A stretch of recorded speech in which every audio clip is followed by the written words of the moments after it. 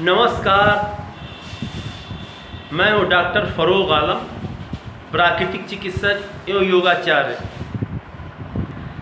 सुबह का नाश्ता, यूँ तो सुबह का नाश्ता, दोपहर का भोजन, शाम का भोजन सभी का महत्व है, लेकिन सुबह का नाश्ता ऐसा हो जो आग के संपर्क में न आया हो या कम से कम आया हो। और इस तरह का नाश्ता फल या धारोक्षण दूध और अंकुरित अनाज हो सकता है। दोस्तों, अगर ये तीनों चीज़ आप नाश्ते में शामिल करते हैं, फल, अंकुरित अनाज और धारोक्षण दूध या दही, तो आप इससे अच्छा कुछ हो ही नहीं सकता।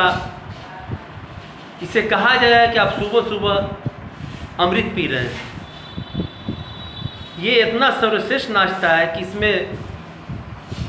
इसे हर व्यक्ति, बच्चे से लेकर बूढ़ा जवान सभी ले सकते हैं। जिम करने वाले हों, भारी एक्सरसाइज करने वाले हों, मानसिक कार्य करने वाले हों, कोई भी हो वो इसे ले सकता है। तो और ये अंकुरित अनाज ये मेवों से भी ज़्यादा पौष्टिक होता है। आप ये समझिए कि अंकुरित अनाज में एक तरह से जीवन पड़ जाता है। आप कोई भी अन्न, गेहूँ, चना कुछ भी ले लें और उसे अगर आप भून दें, आप भून कर अगर खेत में छिड़क दें तो नहीं जमता, क्योंकि भूनने की प्रक्रिया में उसके जीवन तत्व नष्ट हो गए। लेकिन जब आप अंकुरित अनाज को अंकुरित करते हैं तो उसमें जीवन पड़ जाता है, वो अथवा निकल जाता है उसमें, और उसमें कार्बोहाइड्रेट, प्रोटीन्स, वसा, विटामिन्स और खनिज लवण सभी भरपूर मात्रा में आ जाते हैं। ख़ासकर उसमें विटामिन ई, अंकुरित गेहूं में विटामिन ई बहुत ज़्यादा पैदा हो जाते हैं। विटामिन ई जो बांझपन और नपुंसकता की अचूक औषधि है। और ये अंकुरित अनाज खाने वालों की काम शक्ति बहुत बढ़ जाती है, शारीरिक विकास होता है। और तो इसके लिए, अंकुरित अनाज के लिए आप बराबर मात्रा में गेहूँ, चना, खड़ी मूंग और मूंगफली ये इतना ले लें और उसे शाम को पानी में भिगो दें। सुबह उसे किसी कपड़े में बांधकर कहीं छायादार स्थान पर लटका दें। अगले दिन आपको उसमें अथवा निकला हुआ निकल जाएगा और वो आपको खाने के लिए उपलब्ध हो जाएगा। अब आप इसे रोज़ चाहते हैं तो रोज़ शाम एक दिन डांक लगाइए, रोज़ शाम को भिगोइए, उसे पलट कर अगले दिन कपड़े में बांध दीजिए, पिछले दिन का खा लीजिए और फिर उसे पलट कर उसमें बांध दीजिए। तो इस तरह आपको रोज़ अंकुरित अनाज मिलता रहेगा। अब अंकुरित अनाज के साथ साथ अगर आप सुबह नाश्ते में कोई भी मौसम में मिलने वाला फल,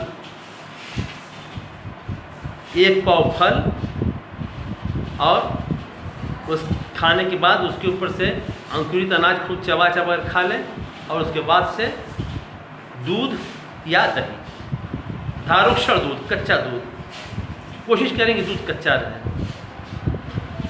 और अगर दही लें तो और भी सर्वश्रेष्ठ है, लेकिन अगर दही रखें तो अंकुरित अनाज में मूंगफली न डालें, बस गेहूँ, चना और मूंग से उसको ले लें। तो ये जो मैंने सुबह का ये नाश्ता बताया, सर्वश्रेष्ठ नाश्ता, ये मानसिक श्रम करने वाले बच्चे, जवान, बूढ़े, स्त्री, पुरुष और आसन करने वाले, जिम करने वाले, कुश्ती लड़ने वाले सभी लोगों के लिए एक समान लाभकारी है। इसकी मात्रा अपने शारीरिक श्रम अपनी उम्र के हिसाब से तय करनी चाहिए। तो फल तो एक पाव सभी को लेना चाहिए, कोई भी हो, और दूध अपनी जो भी उसकी क्षमता हो, एक पाव से लेकर आधा किलो 3 पाव तक हो सकता है। और अंकुरित अनाज 25 ग्राम से लेकर 100 ग्राम तक खाया जा सकता है। तो दोस्तों, ये दुनिया का सर्वश्रेष्ठ प्राकृतिक संतुलित और स्वास्थ्यवर्धक नाश्ता है, जिसे आप अगर हमेशा करते रहेंगे तो आपको किसी विटामिन की कमी नहीं होगी, क्योंकि इसमें सभी कुछ उचित मात्रा में होता है, भरपूर मात्रा में होता है। जब उसमें अखवा निकलता है तो उसमें कार्बोहाइड्रेट, प्रोटीन्स, वसा, सभी विटामिन, खनिज लवण और ख़ासकर विटामिन ई, ये सभी उसमें भरपूर मात्रा में पैदा हो जाते हैं, जो आपके स्वास्थ्य को हमेशा स्वास्थ्य रखते हैं, आपको सुंदर रखते हैं, आपको बीमार नहीं पड़ने देते। तो दोस्तों, ये वीडियो आपको अगर अच्छा लगा हो तो इसे सब्सक्राइब करें, लाइक करें, लोगों तक शेयर करें। धन्यवाद, नमस्कार।